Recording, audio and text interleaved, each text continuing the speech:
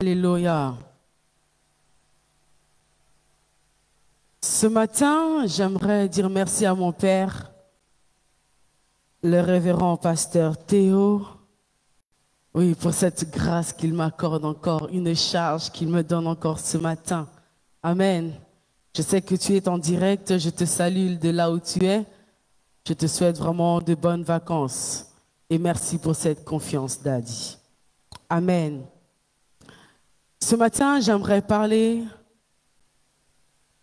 de la puissance et le pouvoir de dominer. Amen. Nous parlons de la puissance, nous parlons du pouvoir, nous allons parler de la domination de laquelle l'Éternel nous a donné. Amen. Je ne parle pas d'une puissance ou d'un pouvoir ou d'une domination qui n'est pas biblique. Amen. Si je parle de cela, c'est parce que nous devons dominer. Amen. Parce que nous avons déjà la puissance. Ce matin, Dieu rajoute le pouvoir et par-dessus la domination. Amen. Il aimerait dire à une personne ce matin que il t'a donné le pouvoir de marcher, d'écraser tout esprit. Amen. Toute chose qui se lève sur la terre. J'aimerais que tu ouvres ta Bible dans Genèse 1, 26, où nous allons commencer par là.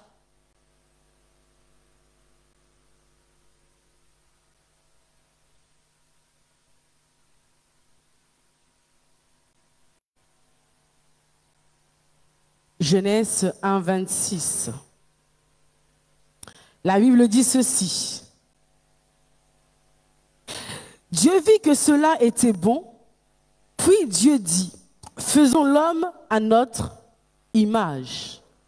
Amen. Faisons l'homme à quoi? Amen. J'aimerais que tu suives ce matin, parce que cela ne concerne pas ton voisin, mais cela te concerne. Amen. Cela nous concerne. Donc j'aimerais vraiment que tu sois attentive. Selon notre ressemblance, et qu'il domine sur les poissons de la mer, sur les oiseaux du ciel, sur le bétail, sur toute la terre, et sur tous les reptiles qui rampent sur la terre. Amen. Il dit, j'aime bien la dernière phrase, il dit qu'il domine sur tous les reptiles qui rampent sur la terre. Amen. Cela nous montre que nous avons une autorité, cela nous montre que nous avons une domination qui est en nous. Amen. Mais qui nous a été donnée au commencement. Pas au commencement lorsqu'il forme l'homme. Non, la Bible dit, Dieu dit que tout ce qu'il avait fait était bon. Il fallait maintenant qu'il fasse quelqu'un, une personne, un homme semblable à lui. Amen. Mais lorsqu'on parle du semblable, on ne parle pas du corps. Parce que Dieu n'a pas de corps, n'est-ce pas? Et vous avez déjà oublié.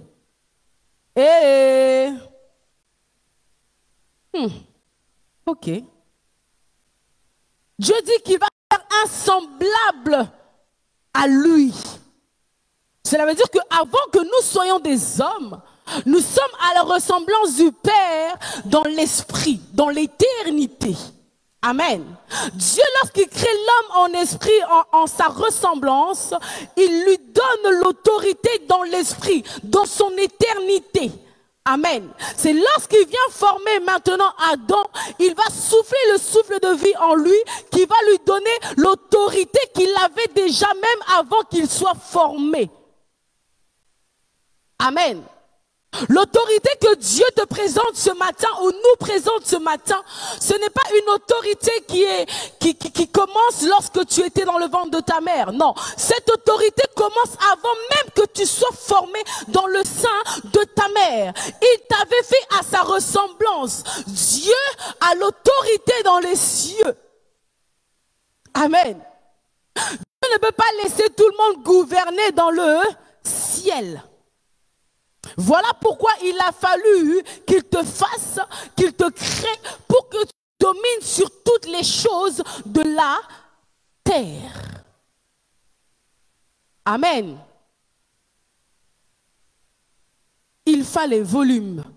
Il fallait que Dieu te crée pour que tu aies cette domination. Amen. Il fallait.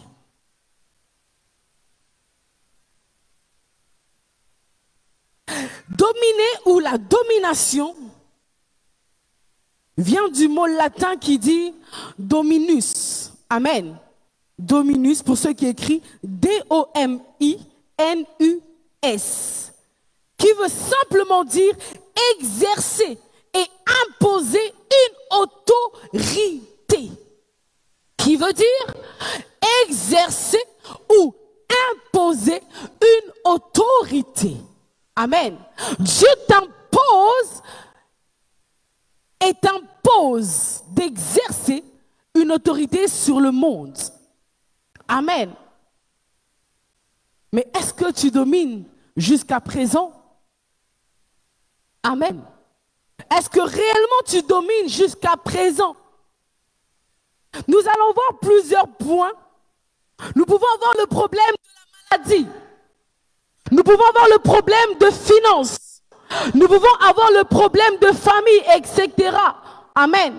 Mais dans toutes ces choses, est-ce que réellement nous dominons? Mais laisse-moi te dire ce matin que la maladie n'est pas plus forte que toi. Laisse-moi te dire ce matin que les finances ne sont pas plus fortes que toi. Puisque je dirais la maladie, il s'appelle Yehoshua, il s'appelle Jéhovah Rapha, amen, le Dieu qui guérit. Les finances, pourquoi? Les finances ne peuvent te dominer parce que le Dieu que tu sers, il dit que l'or et l'argent lui appartient. Mais laisse-moi te dire ceci, si l'or et l'argent appartiennent à ton Dieu, toi qui étais créé à la ressemblance du Père dans l'éternité, cela veut dire que tu dois dominer sur les finances. Cela veut dire que tu dois dominer sur la maladie parce que ton Dieu est Jéhovah Rapha. S'il est Jéhovah Rapha, toi qui as été fait à la ressemblance du Père dans l'éternité, c'est que tu es un Rapha. Mais ça, tu ne le sais pas encore. Tu es un Rapha, Chimel. Mais peut-être ton voisin ne le sait pas. Amen. Dans la création du monde, Dieu t'a fait à sa ressemblance. Cela veut dire que tout problème qui t'arrive, tu dois dominer.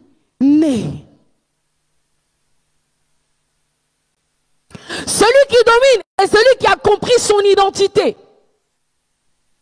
Je disais, celui qui domine au-dessus de sa maladie a compris son identité. Amen. Le chrétien demeure dans la maladie parce qu'il n'a pas encore compris qui il est. Je disais, c'est vrai qu'il y a des maladies qui sont là parce que Dieu les a mis là. Mais vous n'allez pas me dire que toute maladie doit forcément régner dans ta vie. Amen. La pauvreté que peut-être, oui, tu as depuis des générations dans ta famille. Mais lorsque cela arrive à toi, David, tu dois faire quoi? Tu dois dominer au-dessus de la pauvreté. Parce que tu es un Dieu.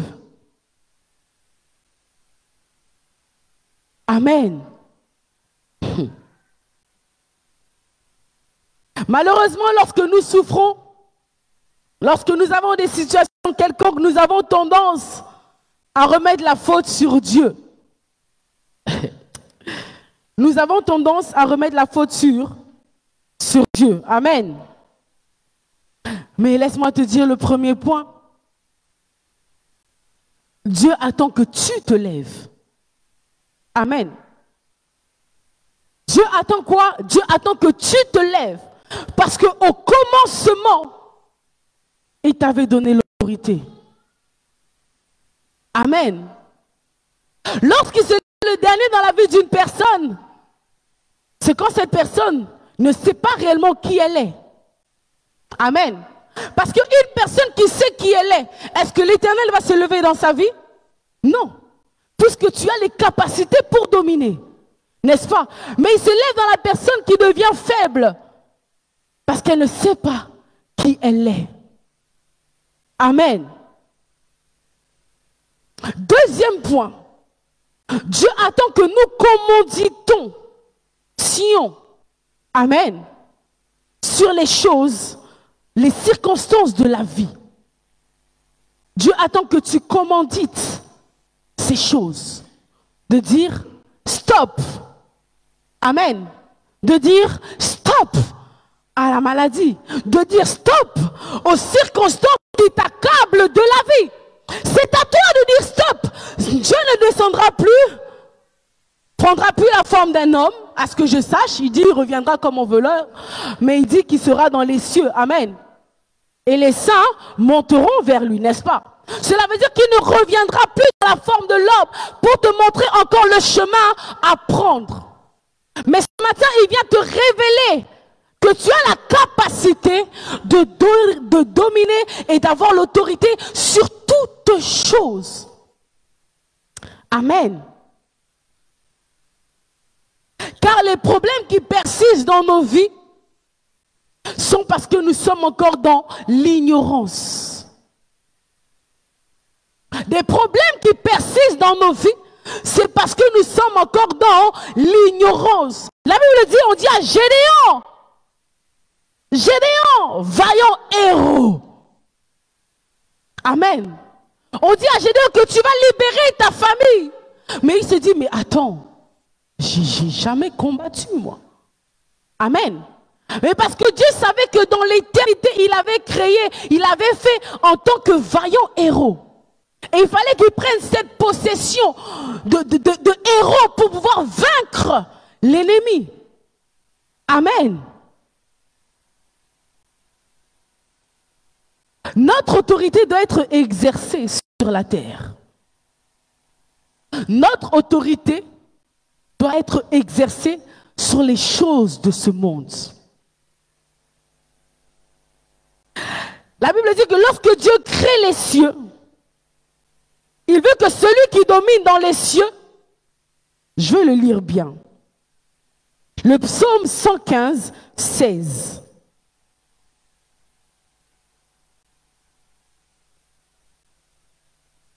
Amen.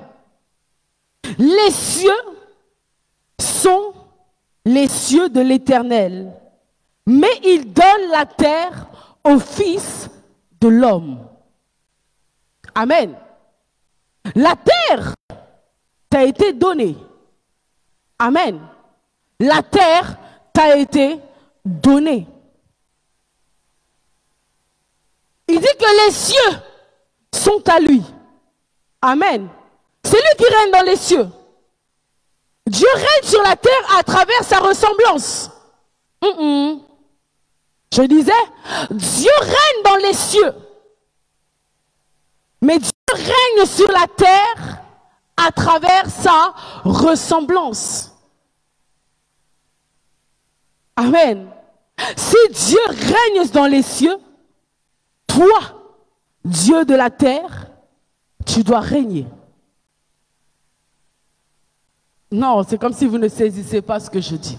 Je parle français, non, n'est-ce pas? Je disais que le Dieu qui est dans les cieux règne dans les cieux. Parce que les cieux lui appartiennent.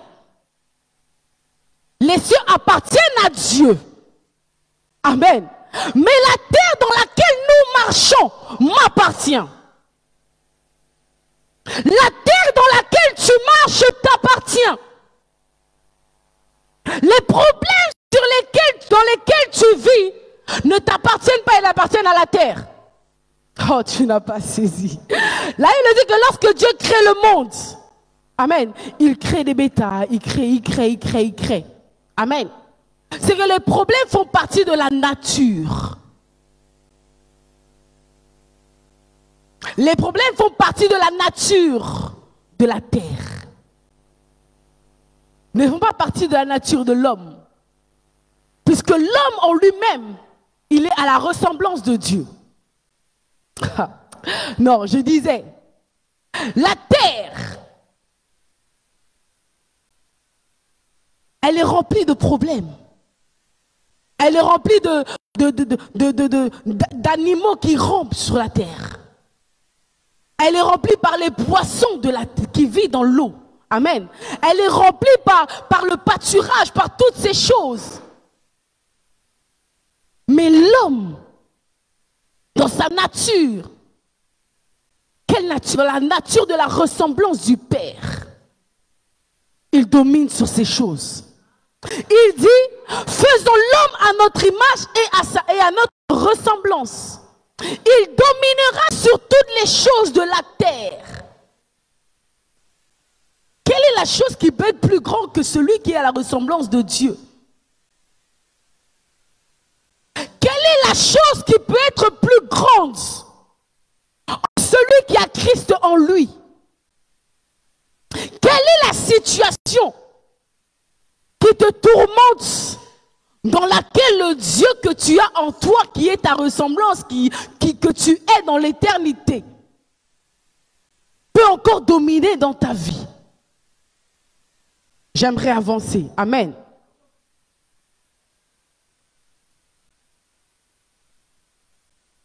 Et Dieu, dans son amour, pour avoir l'assurance et la certitude que l'homme ait la capacité de bien administrer la terre que Dieu lui a donnée, il envoie son Fils unique pour qu'il te montre l'exemple à suivre. Amen. Mais l'exemple est déjà passé. L'exemple est déjà passé. Maintenant, tu dois prendre ton rôle de puissance, de pouvoir et de dominer. Amen. Parce que Jésus sur cette terre, il a travaillé en puissance, il a travaillé sur le pouvoir, et il a travaillé sur la domination. Amen. Jusqu'à ce que même quand les gens le voyaient, lui demandaient qu'y a-t-il entre toi et moi? Il n'avait pas besoin de parler parce qu'il avait la domination en lui. Même l'ennemi sent que cette personne, comme elle est là, elle vient pour me détruire. Amen. Tu dois faire trembler ton problème. Tu dois faire trembler ta situation. Tu dois faire trembler les sorciers de ta famille.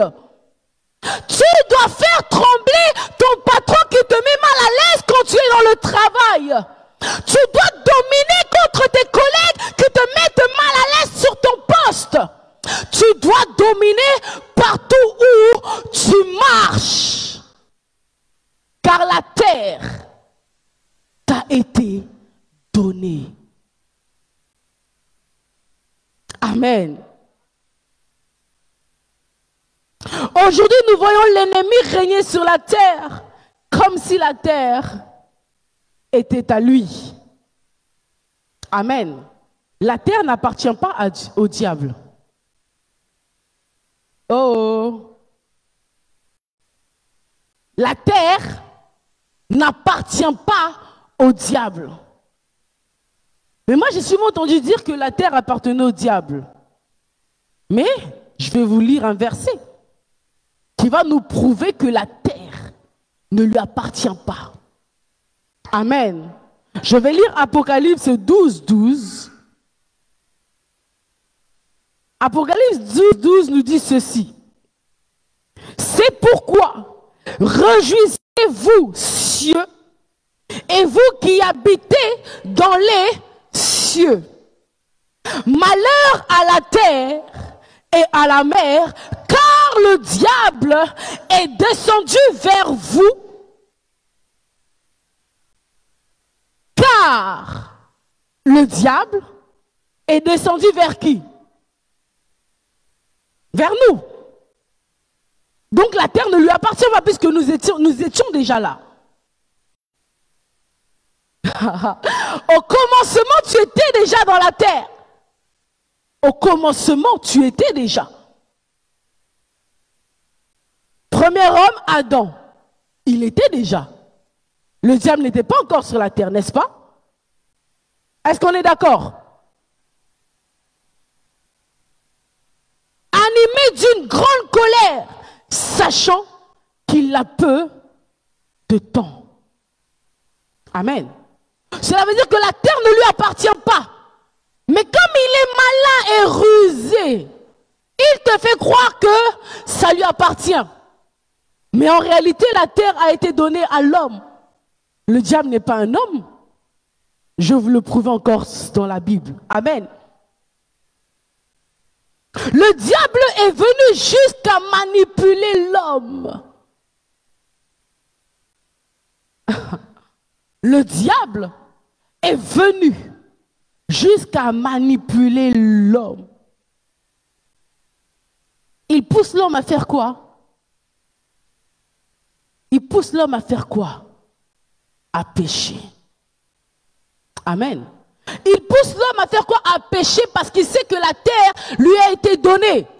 Mais comme lui, il aime tout avoir, et il ne peut pas l'avoir si toi, autorité, si toi, ressemblance de Dieu, tu lui donnes l'accès. Je disais, je vais le dire d'une autre façon, le diable, tellement qu'il sait que dans ta famille, il y a la pauvreté, la maladie, la sécheresse, etc., etc., et tchénéné. Amen. Il va faire quoi? Il va te faire croire que toutes ces choses, ils font partie de ta vie. Pour que tu abandonnes quoi? Ta vigilance. En disant que dans nos familles, nous, on ne se marie pas. Dans nos familles, nous, on est comme ça. On est comme ci et on est comme ça. Amen. Il te fait penser, il te ramène dans le péché, dans de la pensée, pour qu'il puisse prendre place et dominer sur la terre. Or que la terre ne lui a jamais été donnée. Mais il a été envoyé sur la terre. Amen. La Bible dit, il rôde comme un lion, cherchant qui il dévorera. Oh. Si la terre lui a donné, il lui a été donné, pourquoi il cherche encore qui il va dévorer? Puisque tout lui appartient. Amen. C'est que la terre ne lui appartient pas. Mais ce que j'aime avec la Bible, malgré qu'il vient pour te tenter, te mépriser, faire tout ce qu'il veut, Dieu a encore fait une promesse à l'homme. Amen. Malgré que le diable est venu sur la terre, il a encore, est-ce que quelqu'un peut me donner l'heure s'il vous plaît? Il a encore fait une promesse à l'homme. 11h43, merci. La Bible dit ceci dans Genèse 3:15. Je vais paraphraser. Je mettrai une inimitié entre toi et la femme, entre ta postérité et sa postérité. Et elle t'écrasera la tête. J'aimerais quand même le lire parce que la Bible dit que à partir de cet instant-là, il dit au serpent quoi? Tu vas commencer à faire quoi? À ramper sur la terre.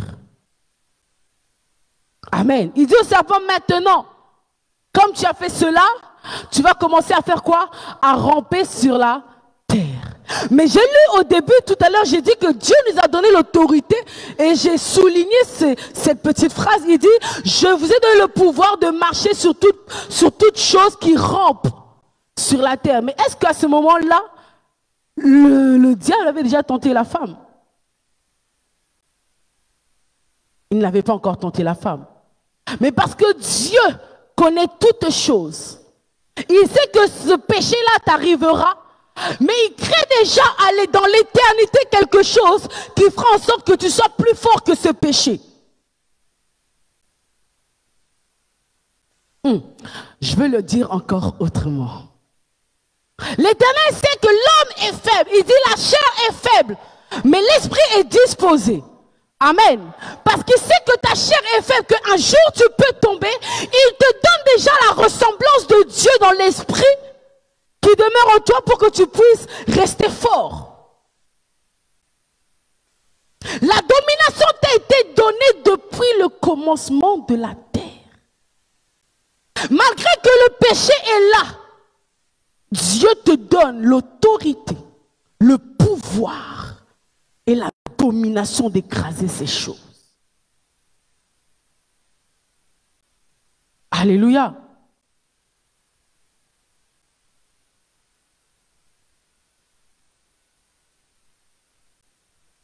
Il a fallu que Dieu meure à la croix pour nous renouveler encore cette alliance de pouvoir dominer encore une fois de plus. Amen. J'aimerais finir par là et dire ceci. C'est pourquoi on appelle Jésus le Rédempteur. Amen. En d'autres termes, il est celui qui est venu pour restituer ce qui a été perdu. Amen. Il est le Rédempteur. J'aime la définition de ce mot. Il est venu restituer, Fleurette, tout ce que tu as perdu. Amen.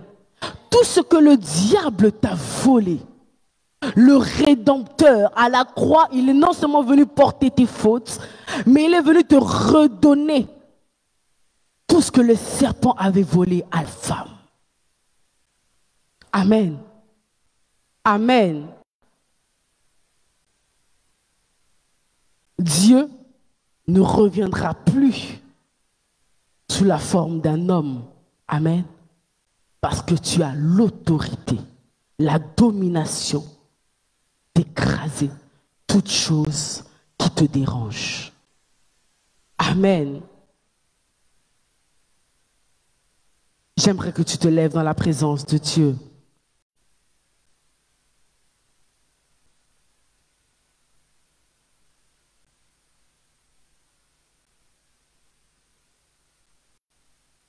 Il dit qu'il est le Rédempteur.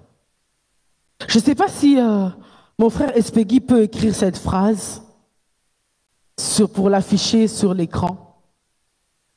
Le Rédempteur, il est celui qui est venu pour restituer ce que tu as perdu.